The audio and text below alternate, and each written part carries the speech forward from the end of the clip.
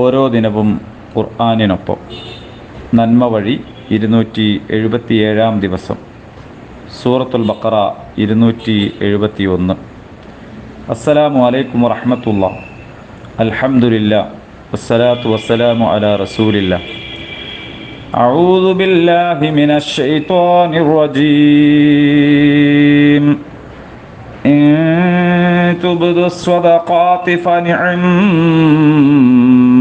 He വഇൻ തുഖ്ഫൂഹാ വതുഅ്തൂഹൽ ഫുഖറാഅ ഫഹുവ ഖൈറുൻ ലക്കും വയുകഫിറു അൻകും മിൻ സയ്യിആതികും വല്ലാഹു ബിമാ തഅമലൂന ഖബീർ. നിങ്ങൾ ദാനധർമ്മങ്ങൾ പരസ്യമായി ചെയ്യുന്നുവെങ്കിൽ അത് നല്ലതു തന്നെ. എന്നാൽ നിങ്ങളത് രഹസ്യമാക്കുകയും ദരിദ്രർക്ക് കൊടുക്കുകയുമാണെങ്കിൽ അതാണ് നിങ്ങൾക്ക് കൂടുതൽ ഉത്തമം. നിങ്ങളുടെ പല തിന്മകളെയും അത് മായ്ച്ചു കളയുകയും ചെയ്യും. അല്ലാഹു നിങ്ങൾ പ്രവർത്തിക്കുന്ന കാര്യങ്ങൾ സൂക്ഷ്മമായി അറിയുന്നവനാകുന്നു. സ്വതക്ക നൽകുന്നത് ആരും കാണരുത് എന്ന ഒരു ധാരണ ശരിയല്ല. സ്വതക്ക ചെയ്യുന്നത് നന്മയാണ്.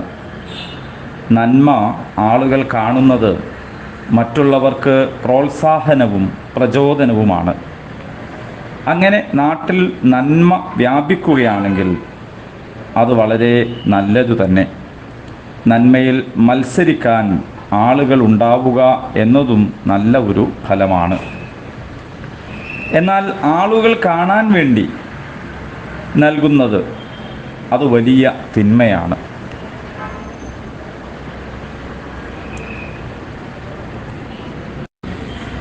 ഇനി ഒരാൾ രഹസ്യമായാണ് സ്വതക്ക നൽകുന്നതെങ്കിൽ അതും നല്ലതു തന്നെ. പ്രത്യേകിച്ച് വാങ്ങുന്നവന് അഭിമാനക്ഷതമുണ്ടാവുന്ന സാഹചര്യം ഒരിക്കലും ഉണ്ടായിക്കൂടാ. പൊതുവിൽ മനസ്സിലാക്കാൻ കഴിയുന്ന കാര്യം, പൊതു ഫണ്ടുകൾ പരസ്യമായും വ്യക്തിപരമായി നൽകുന്നത് രഹസ്യമായും നൽകുക എന്ന ഒരു രീതി സ്വീകരിക്കാം. പൊതു ഫണ്ടുകൾ പരസ്യമായി കൊടുക്കുന്നത് ആ വിഷയത്തിൻ്റെ സുതാര്യത നിലനിർത്താനും നല്ലതാണ്. നിർബന്ധമായി നൽകേണ്ടുന്ന ദാനം അത് പരസ്യമായി നൽകുകയും അതേസമയത്ത് ഐച്ഛികമായ ദാനധർമ്മങ്ങൾ രഹസ്യമായി നൽകുകയുമാകാം. നിർബന്ധ നമസ്കാരങ്ങൾ ജമാഅത്തായി പരസ്യമായാണല്ലോ നിർവഹിക്കുക. എന്നാൽ തഹജ്ജുദ് പോലെ ഐച്ഛികമായ നമസ്കാരങ്ങൾ രഹസ്യമായുമാണ് നിർവഹിക്കുക. പാപം പൊറുക്കപ്പെടുക എന്നത് വളരെ പ്രധാനപ്പെട്ട കാര്യമാണ്.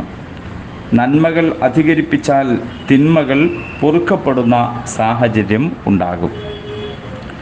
അല്ലാഹു സൂക്ഷ്മമായി അറിയുന്നവനാണ്.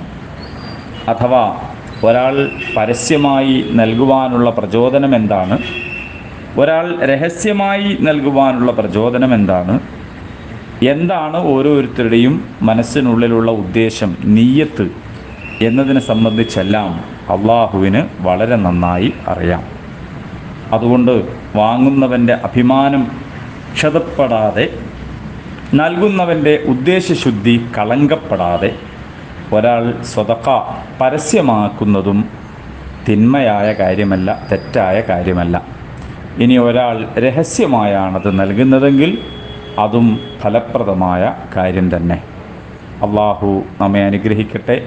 അൽഹംദുലില്ലാഹി റബ്ബിൽ